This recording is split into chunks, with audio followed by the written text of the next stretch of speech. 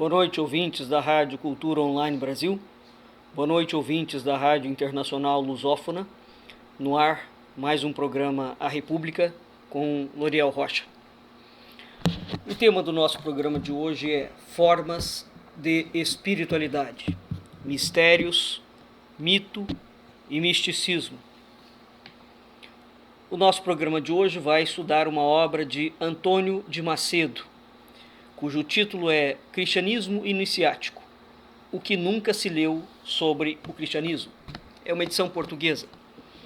Essa obra é uma tese de doutorado que foi defendida em Portugal. Por que nós resolvemos fazer um programa sobre essa temática? Exatamente porque existe uma confusão corrente no Brasil entre três termos especificamente: misticismo, ocultismo e esoterismo. E é de tal forma difuso o conceito aqui e confuso que a mera menção a qualquer uma dessas palavras já cria um transtorno imenso, não é? E, efetivamente, essas palavras são utilizadas sem o menor critério. Há um preconceito grande em relação a elas. Entretanto, elas fazem parte de toda a trajetória do Ocidente, não é? Não só do Ocidente, bem como do Oriente. É impossível nós pensarmos alguma cultura, seja ela qual for, que não tenha misticismo, mistérios e mito, não é? Então, vamos nos ater hoje à palavra misticismo. As palavras misticismo, ocultismo e esoterismo são substantivos, né? Esses substantivos, eles derivam de adjetivos muito antigos, como místico, ocultos e exotéricos. A palavra místicos vem do grego, ocultos vem do latim e exotéricos, com X, não é? Vem do grego também. Então, os substantivos, portanto, dentro do desenvolvimento da linguagem, o adjetivo místico, oculto e esotérico surgiu primeiro na história da cultura ocidental do que os substantivos misticismo, ocultismo e esoterismo. Essas palavras, esses substantivos, esses três substantivos, eles surgem, passam a ter significado e passam a ser usados no Ocidente por volta do século XVIII. No entanto, os adjetivos místicos, ocultos e exotéricos, eles existem desde a Grécia Antiga. Portanto, nós temos aí, separando o adjetivo do substantivo, pelo menos, no mínimo, 2.500 anos. Né?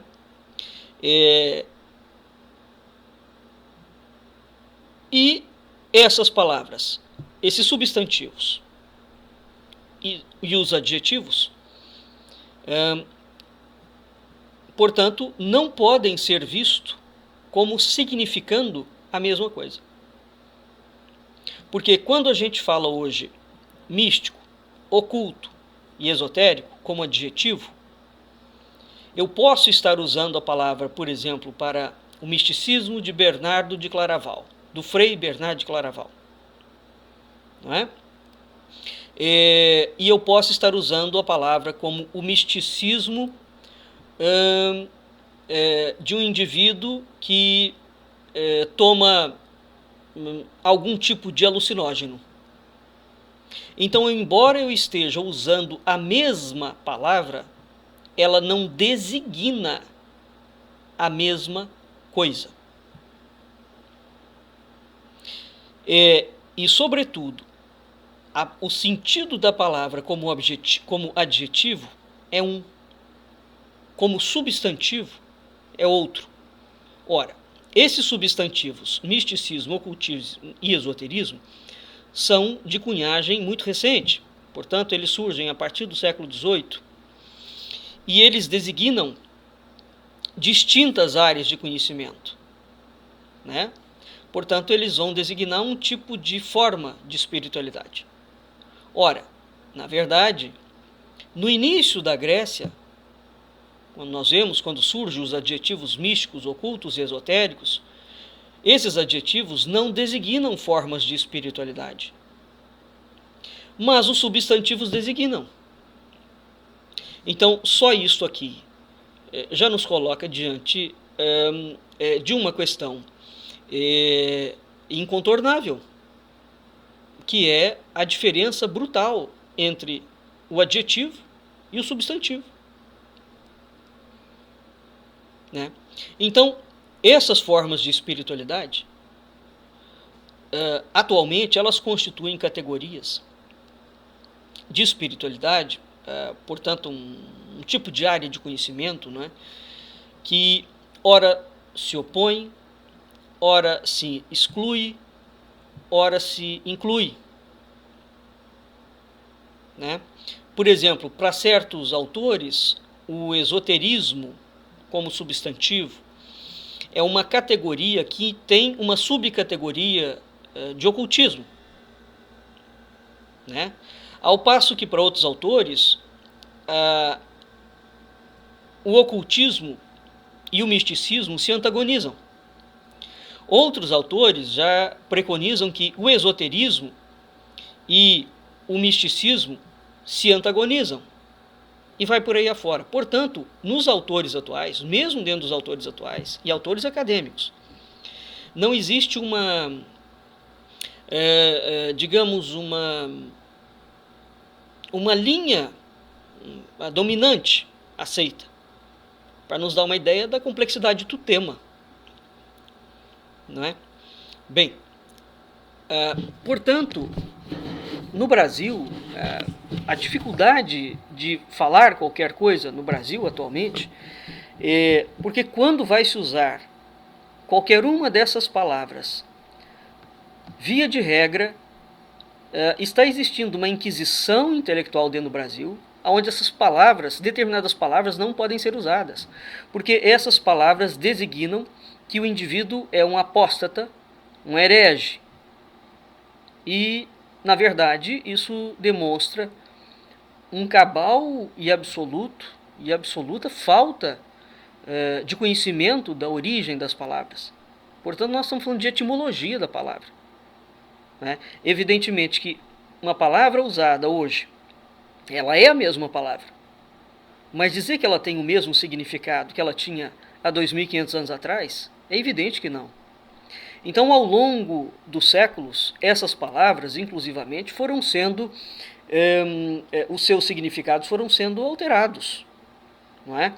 E, evidentemente, quando a pessoa não sabe a origem da palavra, não é?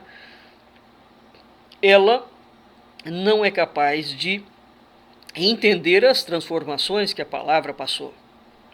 Bom, a palavra místicos vem do grego, certo? Ela não vem do latim. O místicos, em grego, o adjetivo místicos em grego relacionava-se com os mistérios. Quais mistérios?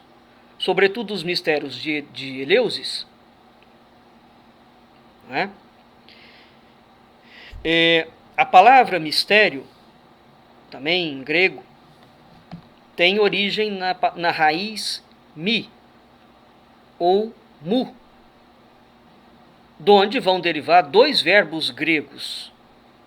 Mieo, que significa iniciar nos mistérios, sagrar, instruir, e mio, que significa fechar a boca, fechar os olhos, guardar silêncio. Então veja, nós temos aqui, é porque depois vai haver uma confusão que mistério significa iniciação. Não. Isso é uma associação muito posterior. A palavra mistério portanto, tem uma raiz dupla. Ela deriva de dois verbos. Um verbo que significa iniciar, nos mistérios. Portanto, não é iniciar, quando você fala assim, iniciar numa sociedade secreta. Não é?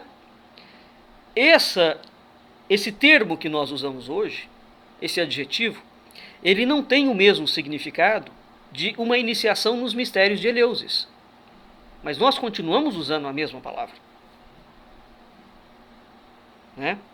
Então, um outro verbo da palavra mistério significa silêncio.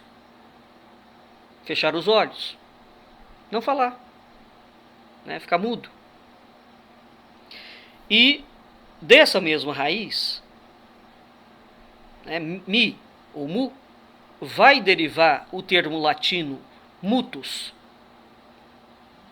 que significa mudo.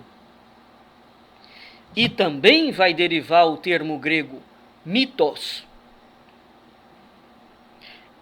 aonde nós vemos claramente que para certos autores a palavra mitos revela que o silêncio se associa ao mito. Não é? Portanto, nós temos uma configuração, inclusivamente, da palavra mito. O sentido dela é completamente diferente do que nós temos hoje. Ora, então, o silêncio se associando ao mito, significa que silenciosa deve ser a iniciação menor. Então nós temos aqui dois tipos de iniciação. A iniciação menor, que é a míesis, e a iniciação maior, que é teleté. Essa teleté, ela deriva do verbo teleo, que significa concluir, iniciar. Ou seja, quando o indivíduo está iniciado nos altos mistérios, ou nos mistérios de plenitude, ou nos mistérios de perfeição, ele percorre todos esses meandros, do místico, né, do mito, do silêncio. Mas essa palavra era uma palavra que ela tinha que ser entendida dentro do contexto grego. Portanto, quando a palavra mistério sai do contexto grego, né, ela já significa outra coisa, completamente diferente. Então, é inadequado nós presumirmos que uma sociedade secreta hoje tenha mistérios iniciáticos, e esses mistérios iniciáticos estão diretamente vinculados com os mistérios eleusinos, por exemplo. Não tem nenhuma relação uma coisa com a outra. Bem, nós fizemos semana passada o programa sobre Vicente Ferreira da Silva, onde nós vimos a ideia de mito, não é, e cultura em Vicente Ferreira da Silva. Então, esses dois programas, de certa forma, eles se enquadram. Quer dizer, aquilo que a gente falou sobre o mito, nós estamos agora vendo o adjetivo místico, não é? Mistério. E, portanto, ambos os programas, ambas as informações veiculadas nesses programas, elas se casam. Tá? O mito portanto, é uma chave. Né? Essa chave, ela abre, ela fecha o silêncio, o mistério do silêncio. o arquétipo do silêncio. O que é silêncio? Né? Então, o mito é o segredo originário das coisas. Segundo aqui o Vicente Ferreira da Silva, o mito indica ou propõe um mitologema, que é a origem de todas as coisas. Então, o mito é a origem de todas as coisas. Né? O mito, portanto, enquanto chave, abre ou fecha o mistério do silêncio. Agora, quando o mito é apresentado na condição de fábula, portanto, quando ele perde o silêncio, o que é uma fábula? Uma fábula é aquilo que você pode falar. Portanto, que ela pode ir ao público. A fábula de Esopo, vamos dizer assim. Não é? Isso significa que, dentro dos mistérios de Eleusis, tinham mitos que eram ouvidos, aprendidos, estudados, e o indivíduo que ouvia aquilo ali, guardava aquilo ali, naquele lugar. Portanto, isso não era comunicado. Não é? O que pode ser comunicado? A fábula. Então, quando o mito perde esse secreto silêncio, ou quando o mito perde o seu mistério, né? Vamos entender, mistério é aquilo que você guarda, fechado. Quando você sabe uma coisa e não guarda mais, vamos pegar o terceiro segredo de Fátima. Bem, sobre a perspectiva antiga, você tem um mito e um mistério, portanto ele está guardado. Ele não pode ser revelado. A partir do momento que alguma coisa perde o seu silêncio, né, num sentido grego, já não é mito mais, torna-se fábula. O que é a fábula? A fábula é uma invenção? Não. A fábula é aquilo que você pode comunicar verbalmente. Né? Então, a fábula deriva do verbo latino fari, ou fato, que significa falar. Né? Portanto, o místico que se relaciona com os mistérios, né, é o silêncio. De modo que quando você perde este silêncio, quando você fala, né, porque você perdeu o silêncio, você está falando. Quando você fala, você já saiu do mistério. É tão curioso isso quando a gente vê, por exemplo, os mistérios de Santa Teresa d'Ávila. Nós temos os mistérios gozosos e os mistérios gloriosos. Que mistérios são esses? Percebe? Quer dizer, é aquele mistério que você não pode falar? Num sentido grego. O que vai significar mistério dentro do contexto da Igreja Católica Romana? O que vai significar o mistério dentro da iniciação tibetana? O que vai significar o mistério para os egípcios?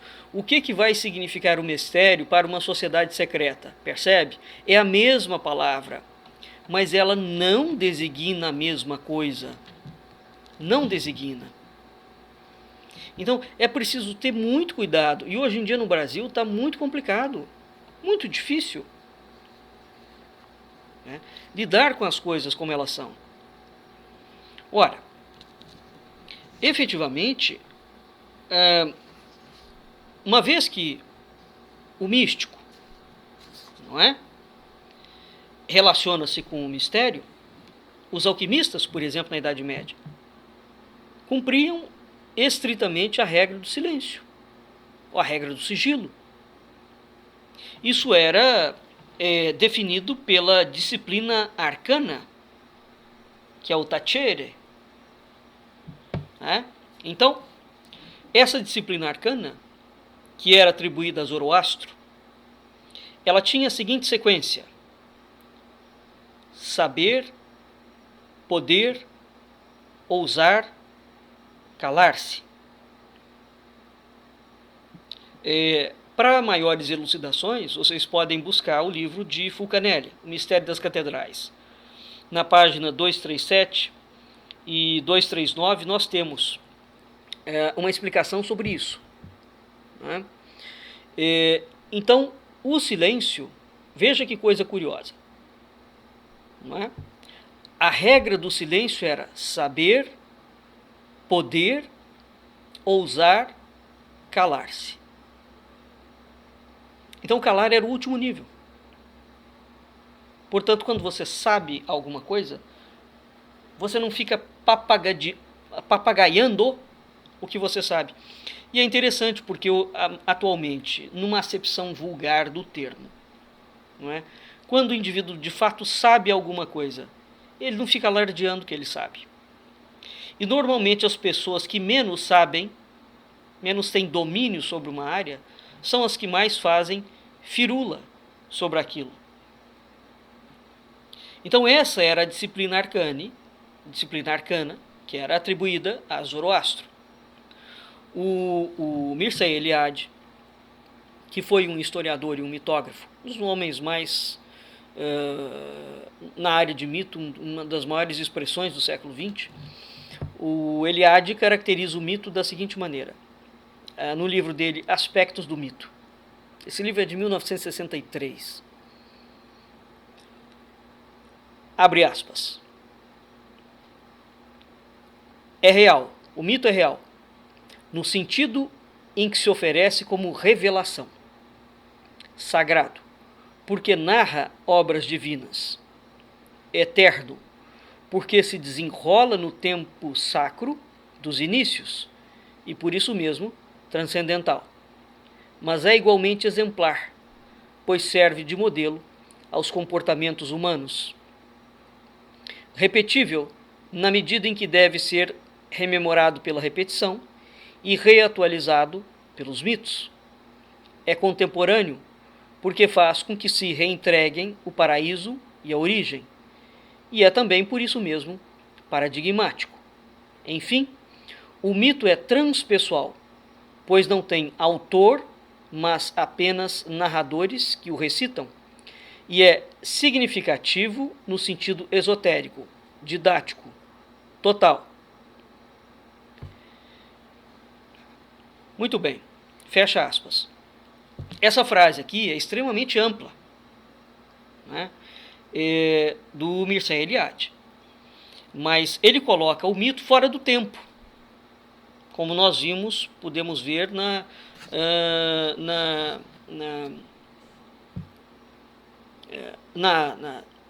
visão que o Vicente Ferreira da Silva tem sobre mito, não é? Ora, então a criação do mundo, dos seres, o sentido do desenrolar da vida, sempre constituíram preocupações modeladoras de um mito primordial, não é?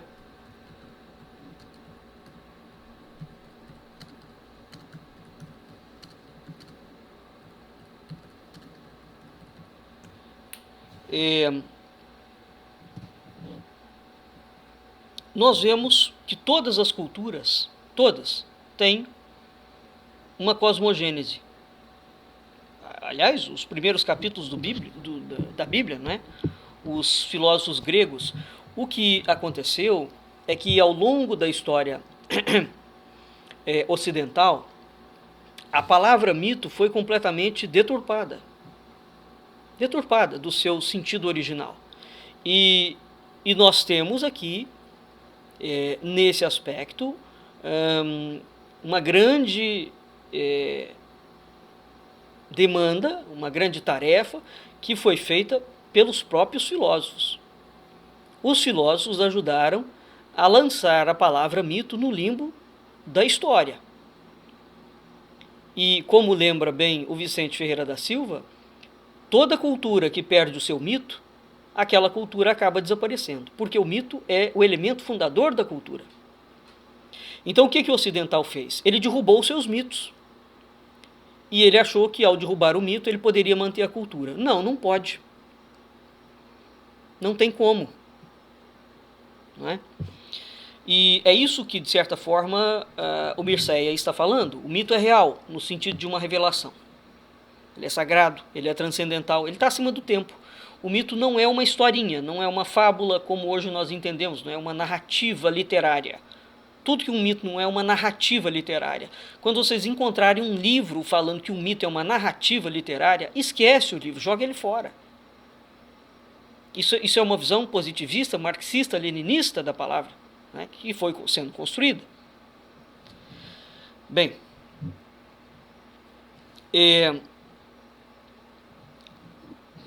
o que acontece? Vamos passar aqui para a gente entender alguma coisa. O mito, o místico, o mistério, tem um fio condutor que articula a intemporalidade com a temporalidade. Então você tem uma intemporalidade que você lê quando você vai vendo o mito. O Deus está sempre no outro lado, não é?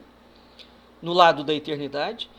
E, ao mesmo tempo, você tem um modelo paradigmático dos deuses em que os homens têm que repetir.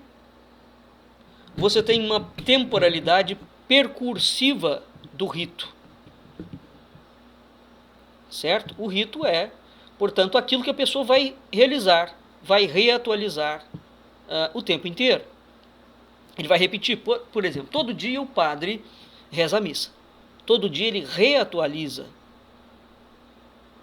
a missa, né, num sentido de rito. Então o rito é aquilo que você reatualiza segundo um modelo transcendente. É como se o fato de nós estarmos no mundo material, ao realizar um mito, nós somos reintroduzidos dentro da intemporalidade, não perdemos a conexão com a intemporalidade, com Deus, né? Com o divino.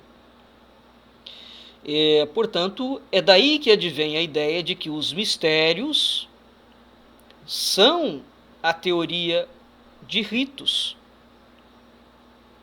Então, e esses mistérios, esses ritos, conduzem ao silêncio e à perfeição. É por isso que a gente tinha antigamente os chamados mistérios antigos. Há inúmeros autores que vão citar isso. Heródoto, Porfírio, Jámblico, Apuleio, Plutarco, Cícero, Arnóbio, Heliodoro, Luciano, Rufino, etc, etc, etc. Né? Então, todos esses autores citaram os mistérios antigos, dizendo que eles comportariam 7 graus iniciáticos. Né? Agora, repito, cuidado, hein? Estas palavras, iniciação, não têm relação com a palavra iniciação hoje usada, por exemplo, no candomblé. Você vai ser iniciado, vai fazer a cabeça no santo, não tem relação com uma iniciação na maçonaria. Alto lá. Alto lá. Né?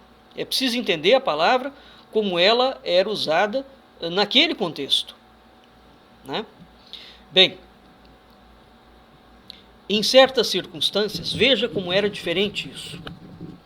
A antiga iniciação, que um indivíduo entrava numa determinada escola de mistério, começava a sua iniciação naquela escola de mistério, e ele poderia alcançar os graus mais altos daquela iniciação em outra escola de mistério que não foi aquela que ele começou. Exemplo, caso de Pitágoras. Pitágoras, antes de se iniciar nos mistérios egípcios, foi iniciado nos mistérios fenícios. E Jámblico, sobre Pitágoras, fala o seguinte, Jámblico, no livro dele, A Vida Pitagórica, abre aspas, velejou para Sidon, sua pátria natural. convencido que daí mais facilmente passaria para o Egito. Aí conversou com os profetas, que eram descendentes de Moxos, Moisés, o fisiólogo, e com outros, e também com os hierofantes fenícios. Foi, do mesmo modo, iniciado em todos os mistérios de Biblos e de Tiro, e nas sagradas operações que se realizam em muitas partes da Síria. Veja, então Jâmblico é absolutamente claro nisto. Pitágoras teve uma preparação numa determinada escola de mistério e depois continuar os mistérios em outra escola. Então, no mínimo, ele foi iniciado nos mistérios egípcios, nos mistérios fenícios e nos mistérios sírios. Jâmblico coloca isso tacitamente. Veja como é diferente esse sentido, hein? Olha, o indivíduo é iniciado numa determinada ordem. Vamos dizer, ele é franciscano. Depois ele é franciscano, ele é cisterciense, é dominicano. Percebe? A palavra não se aplica. Portanto, nós não podemos pegar a palavra como ela era usada há quase 3.000 anos atrás e achar que ela tem o mesmo significado. Ela não tem. Agora, como é que nós sabemos disso? Pelos estudos de etimologia, não é? Então, daí o enormíssimo trabalho dos linguistas, da área de linguística, da área de filologia, da arqueologia. São disciplinas realmente poderosas em relação ao entendimento de como era estruturada a língua, quais eram as palavras que eram utilizadas naquela época. Enfim, esse trabalho de reconstrução de uma cultura é um trabalho que demanda um grau de erudição violento. E são pouquíssimos os indivíduos no mundo, não é? Que detêm esses saberes. Portanto, até hoje, né, são raros os especialistas. E esses sujeitos estudam. Normalmente, o indivíduo, para estudar uma língua grega, normalmente ele tem que falar 10 línguas. Sendo que 10 dessas línguas, ele tem que falar umas tantas línguas mortas. Caso contrário, ele não consegue penetrar no entendimento daquela cultura. Como é que o sujeito, por exemplo, vai estudar Platão no original se ele não fala grego? Mas não é o grego atual. O grego atual não é o grego da época de Platão. São gregos completamente diferentes. Né? Para nós termos uma ideia disso aí, existe um único livro traduzido do grego original para a língua portuguesa, que é de Aristóteles, e foi traduzido por um professor da Unicamp há poucos anos atrás. E quando esse cara traduziu, portanto é um livro bilíngue, né? Quando ele traduziu, o departamento da Unicamp quase entrou em surto psicótico, porque disse que o cara não fazia sentido o cara fazer uma tradução dessa. Mas é óbvio que faz sentido. Faz todo o sentido do mundo. Esse é o problema do Brasil. Não é? Porque hoje, quando você vai pegar um texto, é igual a gente pegar um texto da coroa portuguesa do século XV, XVI. Vamos pegar. Dom João III, o rei Dom João III, tinha um hábito curioso. Ele falava assim, as minhas crianças. Aí você fala assim, é o filho dele? Não. A palavra criança, usada por Dom João III, e ele usa muito essa expressão, mas é muito mesmo. A palavra criança significa obra. Obra. As minhas obras. Obras no sentido daquilo que ele fez, que ele construiu. Né? Ele como rei. De modo que o sujeito que não tem o menor conhecimento da língua portuguesa no século XVI, como ela era usada, evidentemente vai traduzir aquilo ali, né? Como outra coisa. Além de tudo, nós temos as expressões e os jargões, as expressões típicas de determinadas regiões, como, por exemplo, no interior de Minas Gerais ou de Goiás, quando a pessoa está com raiva ou quando a pessoa está enraivecida, usa-se uma expressão chamada: o indivíduo está com a avó atrás do toco. Né? Tinha um tipo de expressão popular também, ainda muito usado no interior do país, que mandava a pessoa chupar prego. Vai chupar prego. Quando o indivíduo está muito irritado, ele fala: vai chupar prego para o outro. Pois bem, isso são expressões regionais. Como é que você vai traduzir uma expressão regional dessa para um alemão, por exemplo? Vai chupar prego? Ele não entende isso. Né? Como é que você vai falar para o inglês que a avó dele está atrás do toco? Então, a ideia da tradução, né, não é você ir no dicionário, pegar a palavra e simplesmente recolocá-la. Não, não é assim tão simples. De modo que nós temos que ter cautela, né? E estou falando isso reiteradas vezes porque o Brasil virou um país inquisidor. Quando se fala em esoterismo, misticismo e ocultismo, nossa senhora, já chove ovo e tomate para tudo quanto é lado. Quer dizer, a loucura está generalizada aqui. Né? Bem, vamos ver como é que funciona a palavra mística e místicos. Né? Nós já vimos o mistério. Então, veja, o mistério e o mito vem do grego, são adjetivos. Portanto, esses adjetivos estão ligados a silêncio e a iniciação nos mistérios. Bem, o místico, a palavra místico, vem da mística, não é? Ora,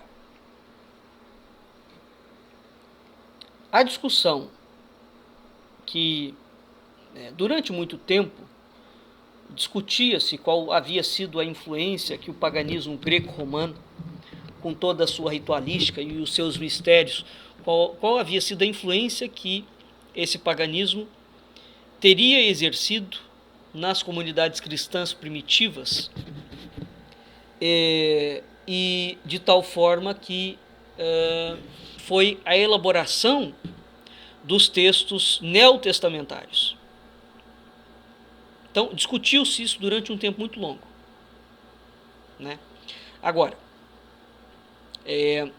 a partir do século XIX e primeira metade do século XX, parece que os estudiosos bíblicos chegaram à conclusão de que, e aqui eu estou simplesmente repetindo algo que os estudiosos falam, porque eu não tenho domínio nessa área, mas parece que os estudiosos bíblicos chegaram à conclusão de que a influência direta do judaísmo helenístico sobre o cristianismo, o início do cristianismo, foi muito mais determinante do que a influência direta dos mistérios pagãos, sobretudo dos mistérios órficos, ou seja, dos mistérios de Deméter, de Eleusis, de Mitra, de Ísis, de Osíris, porque esses mistérios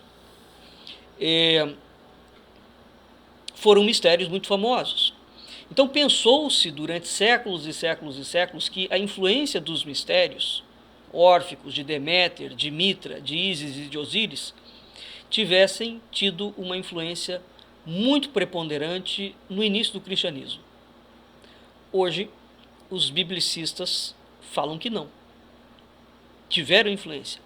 Mas a grande influência no cristianismo nascente, a influência determinante, foi o judaísmo helenístico. Portanto, isso significa que a influência do paganismo, não é, no cristianismo foi menor do que se pensava. Ou antes, havia um grau muito maior de influência judaica, helênica, do que pagã. Para isso é preciso efetivamente ter outros dados e outras bases, dado que a Europa, como um todo, né, era pagã. Ora, se a Europa como um todo era pagã, por que razão nós teremos uma grande influência do judaísmo helenístico sobre o cristianismo? Isso aqui não é matéria para isso, só estou levantando a lebre, né? Então, entre o século I e o século III, esses mistérios órficos de Deméter, de Mitra, de Ísis, tiveram uma preponderância na área mediterrânea, uma grande preponderância, né? Mas, muito mais forte do que eles, foi a preponderância do judaísmo helenístico. E há vários autores que vão estudar as raízes judaicas e não mistérico-pagãs do cristianismo. Cristianismo esotérico e cristianismo exotérico. Existe um cristianismo esotérico? Existe. E existe um cristianismo exotérico? Existe. O que a pessoa não pode fazer é achar que essa palavra esotérico com X e exotérico com X há 2000 anos atrás significa o mesmo que hoje o esotérico cheirador de cocaína, bicho grilo, que vive numa comunidade New Age. Isso aqui não tem proposição, não é? E essa é uma das confusões reinantes no Brasil. Quer dizer, não há um cristianismo esotérico? É óbvio que ele existe. Sempre existiu, meu Deus do céu. Aí a pessoa precisa entender o que é a palavra esotérico no início, né? O adjetivo, e não o substantivo. Então hoje, quando se fala em esotérico, ele está substantivado, porque a pessoa associa com esotérico o movimento New Age e o cara que mora em comunidade. Não tem nada que ver uma coisa com a outra, né? Então, para citar aqui alguns autores que vão sair em defesa das raízes judaicas do cristianismo: o Stroma, o Crossley, o Vermes, o Nash, o Metzger, para citar alguns dos mais importantes. O que nós vamos ter? Embora o cristianismo tenha surgido num contexto socio-religioso judaico, os textos fundadores do cristianismo foram escritos originalmente em grego, com transposição dos termos técnicos da espiritualidade e da filosofia grega para os conteúdos cristãos. E essa apropriação de termos, portanto, você passa da Grécia para o cristianismo, inevitavelmente, né, arrastou com ela uma contaminação de conceitos. Na língua portuguesa, por exemplo, nós não falamos grego, mas nós pensamos em grego algumas palavras. Uma dessas palavras pode ser visto na palavra pomba. Quando você vê o bicho vivo, você fala pombo. Quando você vê o Espírito Santo, você fala pomba, a pomba do Espírito Santo. De onde que vem isso? Da Grécia. Portanto, embora nós falemos português, nós pensamos em grego. Isto é que é preciso entender. Uma outra diferença: a língua inglesa, o inglês não tem a diferença entre ser e estar. Por exemplo, o inglês não consegue discernir porque ele não tem esta palavra. A seguinte frase: José é bêbado, no sentido de que é alcoólatra, e José está bêbado. Porque eu posso estar bêbado, que eu bebi demais, me excedi, e não ser bêbado, no sentido de ser alcoólatra. Então, a língua portuguesa, como a língua grega, tem uma distinção entre o ser e o estar. O inglês não. Veja, olha a célebre frase do Shakespeare: to be or not to be. Ser ou não ser. Eles não têm a diferença do ser e do estar. O que acontece quando você não tem uma palavra na sua língua? Você não consegue raciocinar sobre a palavra, porque aquele conceito não existe na sua cabeça. Eu vou dar um exemplo esdrúxulo, hein? Claro que é falacioso, mas só para vocês terem uma ideia do problema. Imagina o animal Grump da constelação de Centauro. Me descreva o Grump da constelação de Centauro. Você não vai conseguir me descrever o Grump da constelação de Centauro. Nunca, jamais, em tempo algum. Por quê? Ele não existe na sua cabeça. Né? E o que não existe na sua cabeça? O conceito. Percebe? E é isso que vai acontecer. Bom, quando o cristianismo, que surgiu no contexto, preste atenção, sócio-religioso judaico, tá? Este surgimento foi escrito em grego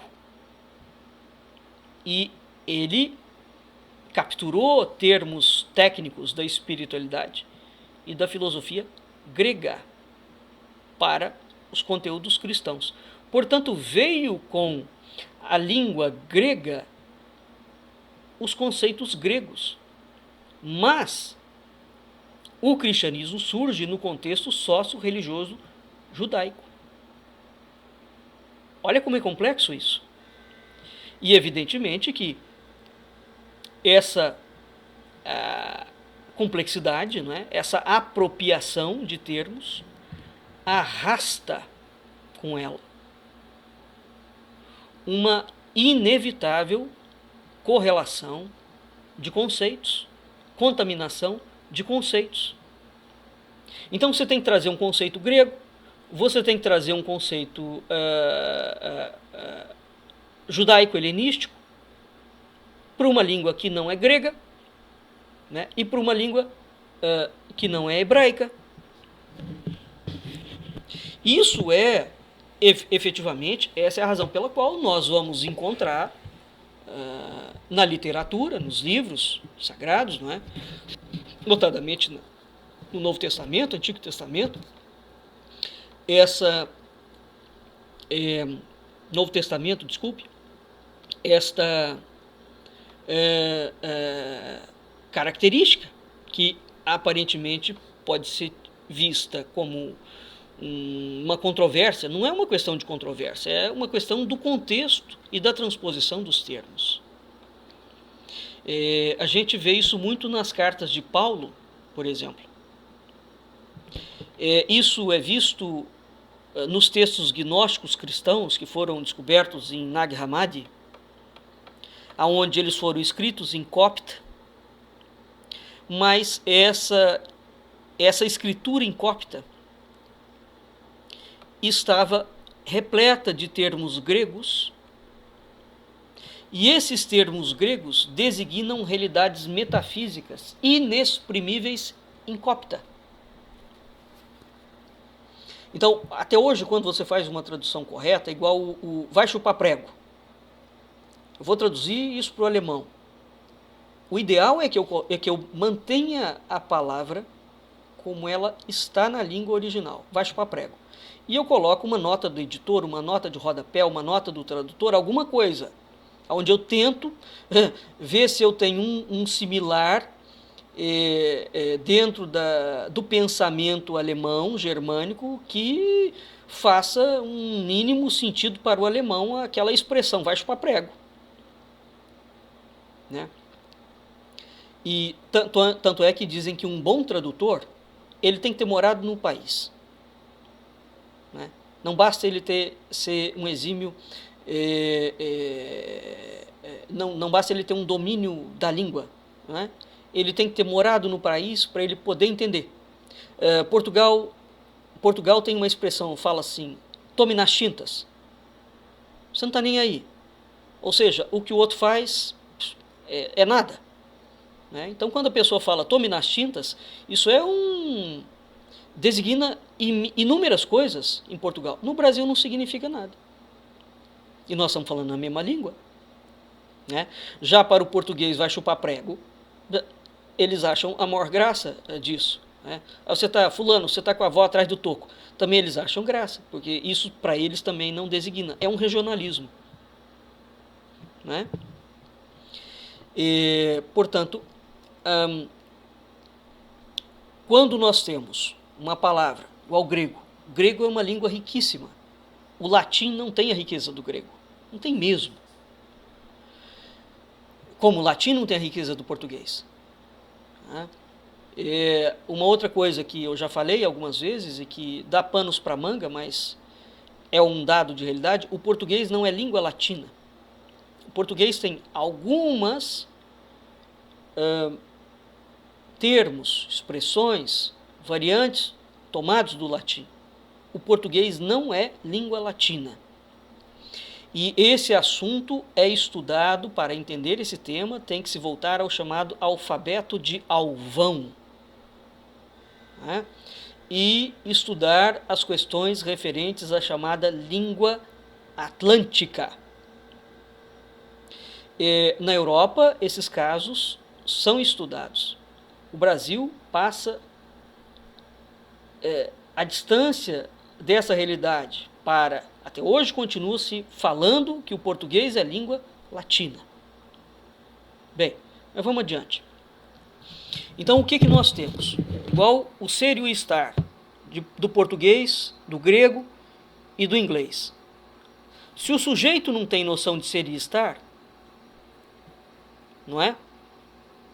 Para o inglês, não faz diferença se o sujeito é bêbado ou ele está bêbado. É a mesma coisa para a cabeça deles. Então, como é que você pode pensar numa realidade metafísica como Deus, quando você não tem a diferenciação entre ser e estar? Veja que até a ideia metafísica de Deus em língua inglesa é diferente. Percebe? Então, quando você tem o grego, e o grego, um evangelho copta, vai trazer para o copta expressões, termos gregos que designam realidades metafísicas impermeáveis ao copta. O copta não consegue abarcar aquela realidade metafísica. É uma coisa muito complexa essa questão da linguagem, né? Então, imagina a linguagem mistérica, certo? Porque ela era ensinada dentro de um determinado parâmetro. Então, os adjetivos místicos e místico eram empregados em conexão com os mistérios das religiões pagãs e os respectivos segredos iniciáticos. Mais tarde, já com o cristianismo, o adjetivo místico passou a designar também, e em sentido figurado, aquilo que é secreto ou misterioso. Veja que nós já temos uma total diferenciação do conceito. Mas uma coisa não tem nada a ver com a outra. Na linguagem mistérica, o místico e o místicos. Místicos é grego. Místicos, com U, é latim. Ambos estavam em conexão com os mistérios das religiões pagãs e os respectivos segredos iniciáticos. Com o cristianismo, o adjetivo místico designa alguma coisa secreta. Ora, na antiguidade greco-romana, o místico se referia a uma doutrina.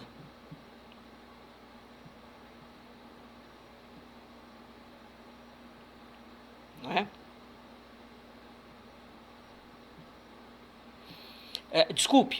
Num sentido cristão, o místico vai futuramente se referir a uma doutrina. A doutrina cristã. No contexto do mistério, das religiões pagãs, não tem uma doutrina formulada. De modo que, repito, a palavra é a mesma, mas o significado não. Então, quando você fala assim, São Bernardo de Claraval é um místico. Santa Teresa d'Ávila era mística. São João da Cruz era místico.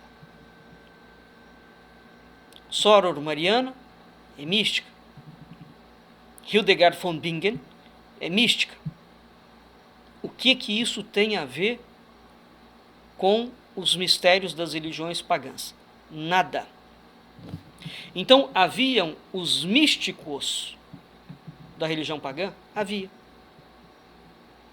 Mas o místico pagão não é uma pessoa. Não é uma pessoa. E, num contexto cristão, a evolução semântica do significado do adjetivo místico, e ele vai ter um substantivo, mística. Né? Então, o místico Bernardo de Claraval tem um substantivo que é aplicado a ele. Ele tem uma mística. O que é essa mística? A mística designa um estado de alma. É um estado contemplativo de realidades superiores. E sempre esse estado contemplativo de realidades superiores tem também anexado a ele uma doutrina teológica correspondente. Isto não havia no contexto das religiões de mistério. E olha que nós estamos, assim, poucos séculos depois, hein? Mas a palavra já é completamente diferente. Né? Então, você tem um místico medieval, você tem um místico renascentista, você tem um místico do início do cristianismo, e você tem místicos das religiões pagãs. Pronto. Além da palavra, o significado, não há nada que os conecte. Tá? Ora, evidentemente que há muitos autores que se empenharam, não é, em demonstrar que o termo grego místico, místicos, com K, né, não é o mysticus em latim. O termo místicos, em grego, passa para a linguagem cristã sem nenhuma dependência dos seus significados mistéricos. Então, tem autores que falaram, o grego místicos passou para o cristianismo e completamente limpo de como ele era usado nos mistérios, dizendo que ele assume um significado inteiramente novo, inclusive doutrinário. Bem, evidentemente que isso é uma proposta que foi feita, né? E hoje em dia já se sabe que isso não é absolutamente fidedigno, né? Portanto, há uma disputa hermenêutica, não é? O que o cristianismo vai herdar dos gregos, dos judeus, dos pagãos, etc. E, claro, muita nota foi forçada. Hoje em dia isso já se sabe. E muitas inverdades foram colocadas. E essas coisas também, dentro do contexto científico, já estão da filologia. Porque por mais que a igreja, por exemplo, queira defender determinadas coisas, quando aquela palavra não existe, quando aquele contexto não existe naquele sentido, mesmo que o indivíduo tenha utilizado aquilo, ele forçou uma nota. Então isso hoje em dia já é bem esclarecido dentro desses altos círculos de conhecimento. Por exemplo, no século II e III, a Clemente de Alexandria e Orígenes, ambos estão entre o século II e III, portanto 250 e poucos, tal. Tanto Clemente de Alexandria quanto Orígenes designavam a mística, designavam como mística a interpretação alegórica da Bíblia. Veja que a palavra saiu completamente do contexto. Não é?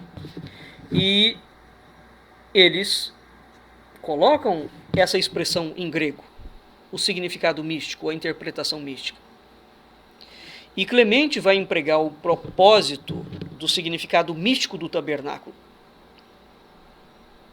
e dos componentes e adereços que o integram, por exemplo, os pães do ofertório, o véu que protegia a entrada para os santos dos santos. E ele vai fazer isso, e vai fazer isso em projeção tipológica sobre o mistério de Cristo. Portanto, ele vai pegar a religião judaica, não é? Pegar os componentes dessa religião e projetá-los sobre o cristianismo. É claro que isso vai dar um problema, não é? Porque eu não posso dizer que, não posso mesmo, uma determinada palavra que significa uma coisa numa cultura, significa outra em outra cultura, não é? Vamos dar um exemplo. Abre aspas. Assim, os 5 pães são partidos misticamente pelo Salvador e distribuídos pela multidão dos que o escutavam, pois grande é a multidão dos que se atêm às coisas dos sentidos como se fossem as únicas existentes. Lançai os vossos olhos em volta e vede, diz Platão, que nenhum dos não iniciados escutem. Tais são os que pensam que nada mais existe, a não ser o que podem segurar com firmeza nas suas mãos. Nem admitem que no departamento da existência, nas ações e nos processos de geração, haja um todo que pertença ao invisível. Por isso, o conhecimento de Deus é uma coisa inacessível aos ouvidos e aos outros órgãos desta espécie de pessoas. Dentro do véu, por conseguinte, está resguardado o serviço sacerdotal, ficando os que nele se empregam separados e distantes dos que estão fora. Falamos do véu de entrada para o Santo dos Santos. Ali se encontram 4 colunas, sinal da tétrada sagrada das antigas alianças. Além do mais, o místico nome de 4 letras, que estava fixado perante aqueles, apenas a quem o aditum era acessível, é chamado Yahvé, que se interpreta aquele que é e será. Também entre os gregos, o nome de Deus tem 4 letras. Isso está em Clemente de Alexandria, no Strômatos 5:6. Ora, Orígenes tem uma obra chamada Peri Archon. O título latino da obra é De Principiis, acerca dos princípios. E Orígenes considera que os textos escriturísticos são passíveis de uma tripla interpretação. Então, para isso, ele vai se basear num versículo do livro dos Provérbios, segundo a versão grega. Tá? Olha aqui, portanto, nós já temos uma tradição judaica pensada com a cabeça de grego. Veja que é extremamente complexo essa coisa, não é?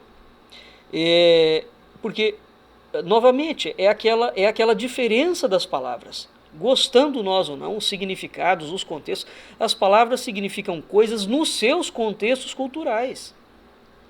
Quando você tira aquela palavra do contexto daquela cultura, mesmo que você traduza para a sua cultura, ela não vem carregada com o peso do contexto da cultura a qual ela pertence. Para nós, por exemplo, a gente ouve falar do Santo dos Santos, do tabernáculo, mas e daí? Percebe? Isso para os judeus é um ponto central. Para o cristão, não. Mas você tem a tradução da palavra. Entendeu? Então, pode até ser que você consiga ter a tradução impecável, né, da palavra, fidedigna, mas elas fora da cultura a qual ela pertence, ela não significa nada. Nada mesmo. Você ouve a palavra, mas ela não te atinge. Daí a ideia que se tem que, repito, que o bom tradutor, ele tem que ter vivido no país da língua do qual ele é tradutor. Porque ele vai poder perceptar nuances que, como tradutor, só puro e simples, ele não percebe. A gente mora no Brasil. O carioca não pensa como o gaúcho. Vocês vejam a diferença entre um carioca e um paulista. Entre um mineiro e um pernambucano. Nós estamos dentro do mesmo país. Então, falamos a mesma língua, não há dialeto aqui, todo mundo fala a mesma língua, não há nenhum dialeto. De modo que isso já nos dá uma ideia de como é complexo a ideia da língua, hein? E a língua, portanto, inserida dentro da cultura, não é? E, por sua vez, a língua e a cultura pensadas em tonalidades espirituais. Se a gente tivesse isso em mente, todas as vezes que nós vamos pensar sobre uma outra cultura, nós não falaríamos tantos disparates, não é? E não julgaríamos as coisas com tanta rapidez. Ora, então vamos voltar a Orígenes. Então, Orígenes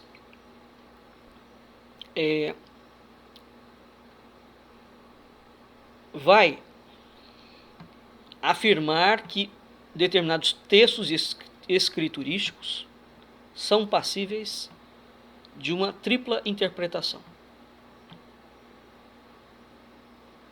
Portanto, ele se refere ao triplo conhecimento necessário para responder palavras de verdade, para quem procura indagar. Essa tripla interpretação corresponde aos 3 níveis de significados da Bíblia. Que níveis são esses? O sentido corporal, ou literal, o sentido anímico, ou moral, e o sentido espiritual, ou alegórico, místico. Portanto, nós estamos falando de uma hermenêutica esotérica, não é? De uma hermenêutica sociológica, de uma hermenêutica cultural. Quantas vezes, por que as pessoas têm visões diferentes sobre o mesmo conceito? Por conta disso. De fato, há níveis, e esses níveis são de acordo com as almas, com os pensamentos. Os homens são iguais enquanto capacidade cerebral. Mas dizer que todo homem tem a mesma percepção da realidade, a mesma percepção do mundo, é claro que não. E é impossível transmitir, através da educação, através da cultura, né, essa interpretação tríplice do conhecimento. Então, cada um de nós pensa uma coisa corporalmente, moralmente e espiritualmente, ou em termos alegóricos. Tem pessoas que olham uma imagem e aquela imagem não fala nada para ela. Há pessoas que já entendem o sentido alegórico e o sentido místico. Por que indivíduos viam a Jesus e não acreditavam nele. É isso, é essa tripla interpretação. Ora, posteriormente, portanto, o termo mística, que é um substantivo, e místico, que é um adjetivo, dentro do contexto eclesiástico cristão, eles vão adquirindo tonalidades diferentes. Quer ver uma expressão? Quando você fala assim, regeneração mística. Essa regeneração mística se refere ao batismo, que vai surgir entre o século III e IV. Né? As constituições apostólicas, que são compilações antioquina das tradições, que regiam a vida das comunidades cristãs ortodoxas, perto do século IV, V.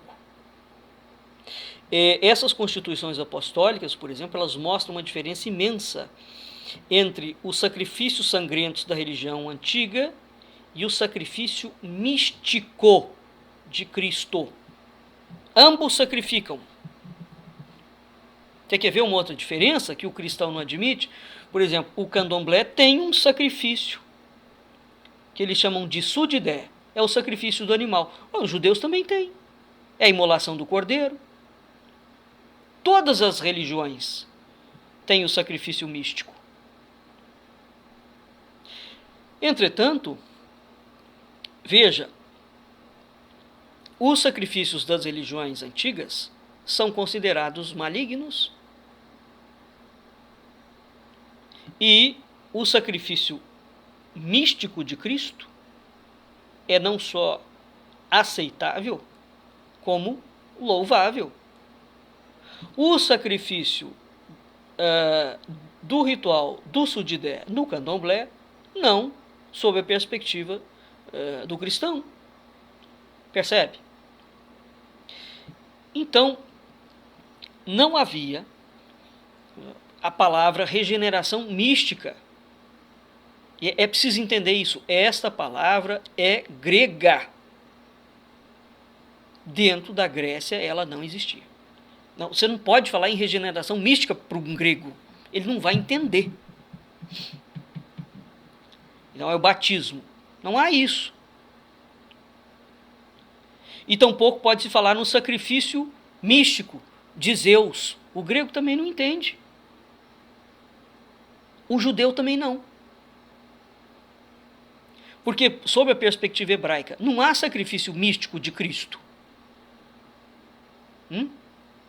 Para o Islã, não há sacrifício místico de Cristo. E o sacrifício místico de Cristo existe para Cristo. Para os cristãos, aliás.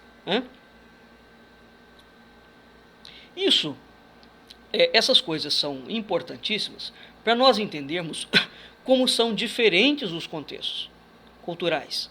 Né? Então, quando a gente fala assim, cultura grega, cultura romana, cultura hebraica, cultura cristã, e mesmo entre os cristãos, e mesmo entre os cristãos latinos, ou mesmo entre os cristãos ortodoxos, o cristão ortodoxo do Brasil, ele vive no Brasil, ele tem uma cabeça de brasileiro.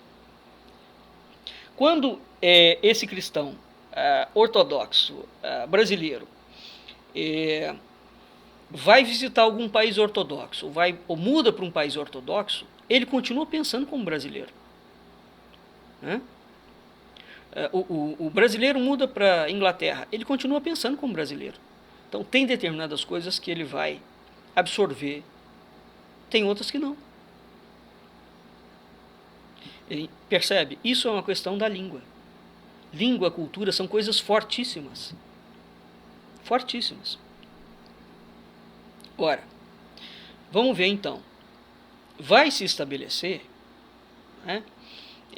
uma diferença muito grande entre as palavras místico e mística, que não havia na Grécia. Bom, o que é o sacrifício místico? Abre aspas. Isso está nas constituições apostólicas.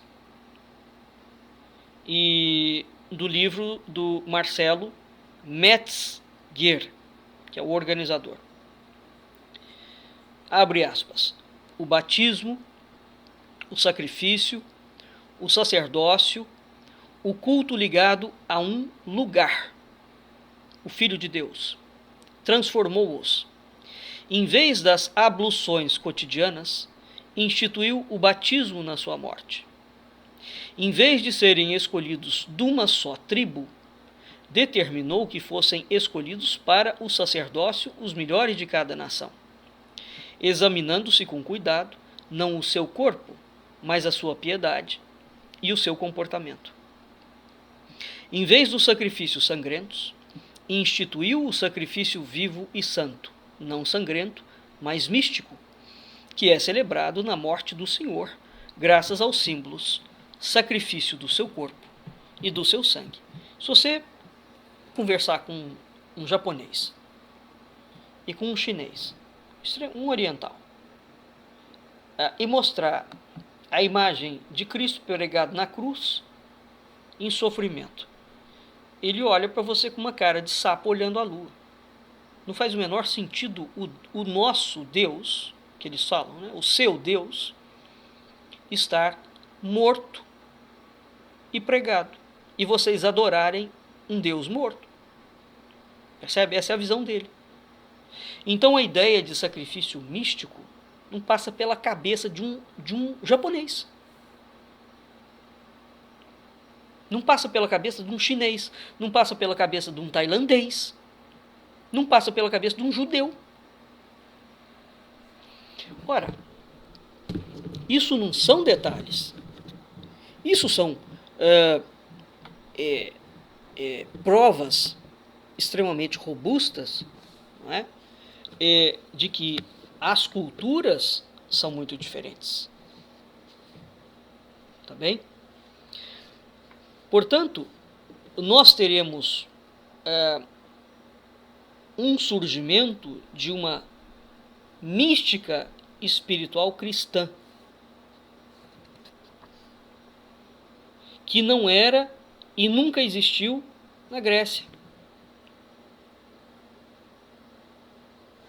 Tá? Bem, portanto, a palavra místicos do grego vai evoluir para mística. E a mística vai realizar o mistério de Cristo. Bom, essa conexão, o conceito de mística como um conhecimento superior, experimental, em união íntima com Deus, a fim de realizar o mistério de Cristo, isso é próprio do cristianismo. E isso prevaleceu nos círculos cristãos eclesiásticos ao longo de toda a Idade Média. Nós vemos isso claramente em Agostinho de Hipona, São Agostinho, portanto, São Gregório Magno, São Bernardo de Claraval, São Tomás de Aquino. Claramente. Então, o que é o conceito de mística dentro do cristianismo? É um superior conhecimento experimental em união íntima com Deus para realizar o mistério de Cristo. Bom, isso não tem nenhuma relação com a mística dos mistérios de Eleusis. Né? E daí nós temos quem conseguiu fazer essa união íntima. Isso foi quem experimentou essa união, é tido como um místico da tradição cristã. Então nós temos Santo Agostinho, Santo Anselmo de Canterbury, Santa Hildegarda von Bingen, São Francisco de Assis, Mestre Eckhart, Catarina de Siena, Jacob Boehme, Santa Teresa d'Ávila, São João da Cruz, Emanuel Swedenborg, Teresinha do Menino Jesus, Santa Teresinha do Menino Jesus, todos eles são místicos cristãos. tá? Agora, nós temos místicos não cristãos. Nós temos místicos islâmicos, nós temos místicos orientais, não é? Nós temos místicos ortodoxos, do cristianismo ortodoxo, que tem a mística diferente. Nós temos místicos judeus, percebe? Então a palavra misticismo, ela não existe só no contexto cristão. Há os místicos cristãos. E aí você precisa entender o que é a mística. E, por conseguinte, o estado místico completo. Então, você tem, por exemplo, isso é claro nas obras de Santa Teresinha do Menino Jesus. Ela se refere, nas obras dela, aos estados místicos incompletos, em que ela chama oração de recolhimento. A gente vê isso, são vários volumes, chama Obras Completas de Santa Teresinha de Jesus. Né? Existe, vocês vão encontrar isso no Caminho da Perfeição. Né? Então, no Caminho da Perfeição, ela fala que há estados místicos incompletos, que ela vai chamar de oração de recolhimento. E isso inclui a oração de quietude, não é? Portanto, o indivíduo está em silêncio.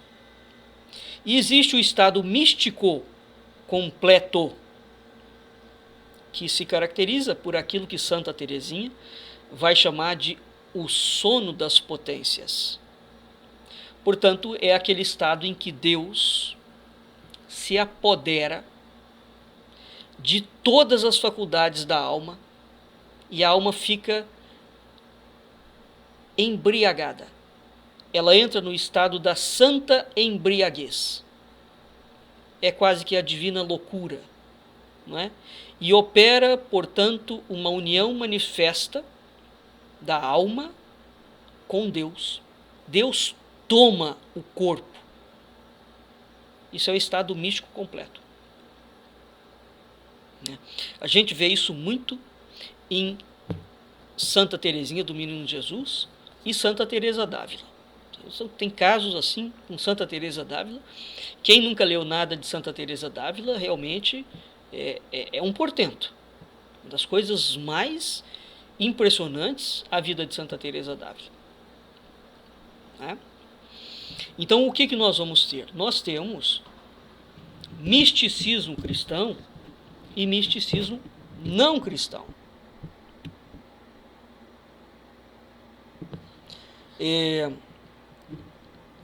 E depois nós teremos místicos de outras correntes espirituais cristãs de tradição esoterista.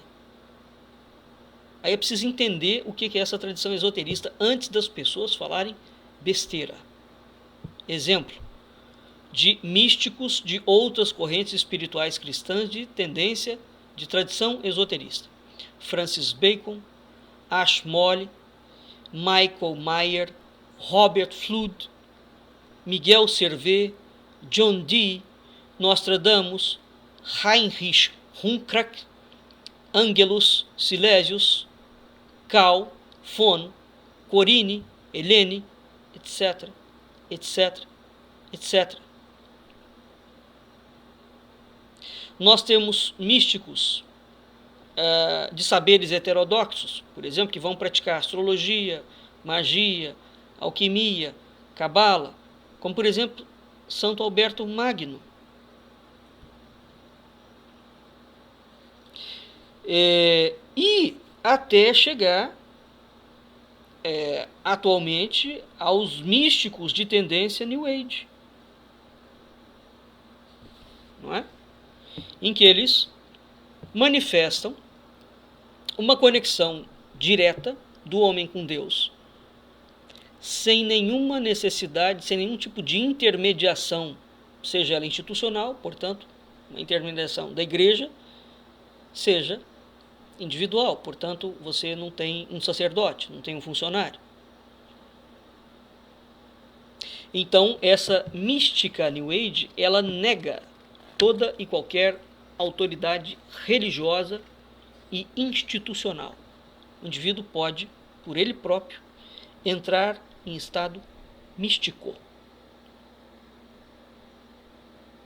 Tá bem? Para tanto, nós temos aqui um sistema panteísta de Spinoza, né, a metafísica de Goethe, e todas as tendências New Age. De modo que é a coisa mais queratológica do mundo atualmente quando a gente fala essas palavras no Brasil, sujeito, atacar logo a pessoa e insultar a pessoa de todos os nomes. Isso é um estado de ignorância brutal, né? Bem, nós vamos... Penso que o assunto deu para dar uma ideia, não é, de que é complexo. Da mesma forma que a gente analisou a palavra misticismo, mistério, mito, a gente poderia fazer com esoterismo, com ocultismo. E aí vocês verificariam que é muito complexo os conhecimentos culturais que derivam, né? De modo que quando a gente fala num místico cristão, em que contexto? A mística de Santo Alberto Magno não é a mística de Bernardo de Claraval. Tá? E ambos são cristãos. A mística de Bernardo de Claraval não é a mística de São Nilo. Portanto, nós temos uma visão do cristianismo latino do cristianismo bizantino, né? Então nós vimos aqui que a gente tem da Grécia a ideia das traduções, né? A palavra mística, místico na Grécia, quando ela vai sendo transposta para o cristianismo, ela não tem nenhuma relação, claro, que alguma coisa vem. Mas o cristianismo depois atribui significado àquela palavra dentro do contexto de Cristo. Cristo não existe na Grécia. Só por isso já nos deveria dar a entender que quando a gente está falando dos mistérios de Eleusis, não é o mistério de Cristo. Não é o mistério da Santíssima Trindade, por exemplo. Não há trindade cristã na Grécia, né? É preciso ter muita paciência, muita educação mesmo, porque as culturas, daí a importância do conhecimento. O conhecimento é uma coisa muito importante, porque ele evita muitas ignorâncias, né? Ele evita muita brutalidade, ele evita muita violência. Porque você vai entender, em primeiro lugar, ou tentar, ao menos, perceptar como é que a coisa é percebida sobre aquela cultura, sobre aquele contexto. Conhecimento é vital para tudo na vida, não é? Porque o conhecimento é algo que nos permite ter um desenvolvimento, estabelecer uma relação sociocultural um pouco mais equilibrada, não é? Um pouco mais educada. Finalmente, a função do conhecimento tem que ser para trazer a paz, não é para trazer a guerra. Embora o conhecimento, em muitas vezes, a maior parte das vezes, seja utilizado para a guerra, mas não é a função.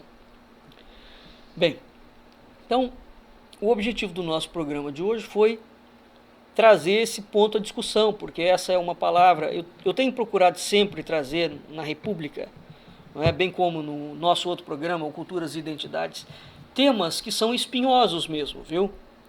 Temas que são difíceis de serem elaborados, sobre os quais tem muito veto, tem muito preconceito, tem muita mentira, tem muita omissão, exatamente para que o nosso ouvinte tenha a segurança de que no nosso canal, na nossa rádio, nós temos um programa diferente de conhecimento. E aqui nós falamos as coisas dentro, evidentemente, do nosso escopo, da nossa capacidade, mas nós procuramos falar as coisas para vocês sem preconceitos, sem omissões, sem proselitismo, sem defesas de causas, de grupos religiosos, de grupos políticos, de grupos filosóficos, de grupos de sociedade secreta. Aqui nos interessa a verdade do fato, a verdade histórica, a verdade cultural. Nós não estamos fazendo proselitismo a A, a B ou a C, né? Ao menos nesses 2 programas que a gente tem aqui na Rádio Cultura Online Brasil. O nosso compromisso, o compromisso da rádio, é compromisso com cultura, com a disseminação da cultura, né? E disseminando isso de uma forma ampla e de uma forma, sobretudo, honesta. Nesse sentido, quando você puxa a sardinha para a brasa de uma pessoa, você já tirou sardinha do prato da outra pessoa. Então, existe uma forma de analisar uma questão sob diferentes ângulos? Existe, claro que existe. E é isso que a gente procura trazer para vocês.